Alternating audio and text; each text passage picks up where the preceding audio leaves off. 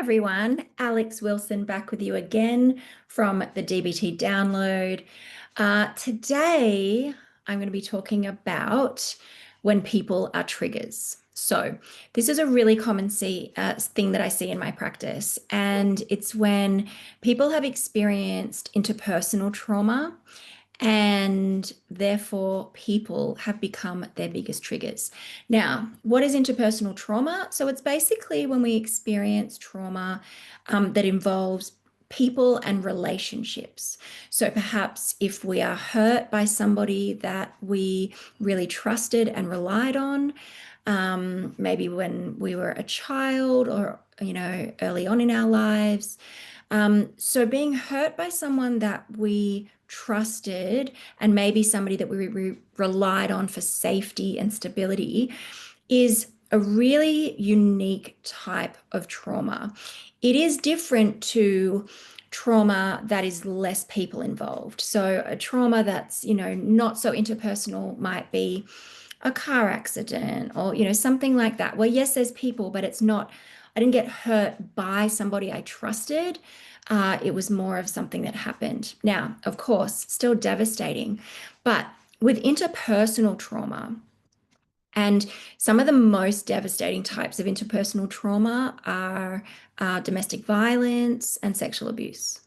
So particularly childhood sexual abuse really, we know, has a huge impact on people's ability to regulate emotions, later on in life and to trust, to form attachments that are healthy and feel safe. And that makes perfect sense, right? And so the way that I like to explain it to people I'm working with and when I'm teaching other clinicians is if you have a history of interpersonal trauma, particularly those really damaging ones I've just mentioned, people are now your triggers. And even more than that, people that you trust and feel close to are especially your triggers, right? And so it's like the example I always use is let's imagine I was in a helicopter crash and it was really traumatic, right? What are going to be my triggers? The smell of jet fuel, helicopters flying, the noises of helicopters, things like that. Now, I can avoid that stuff most days of my life. However, if my trauma involved a person who I trusted and was close to, then every person I'm interacting with is a trigger, and particularly people that I am close to and that I want to trust. So this is where we see a lot of attachment difficulties, they're sometimes called, where people really struggle to form and maintain really healthy, safe, stable relationships with others. It's often because of this type of trauma. And this is not a personal weakness. Again, this is a clever brain that says connection and trust and closeness is dangerous. People can hurt you. And it has very good reason to believe that, right? So thank you, brain, for reminding me of that.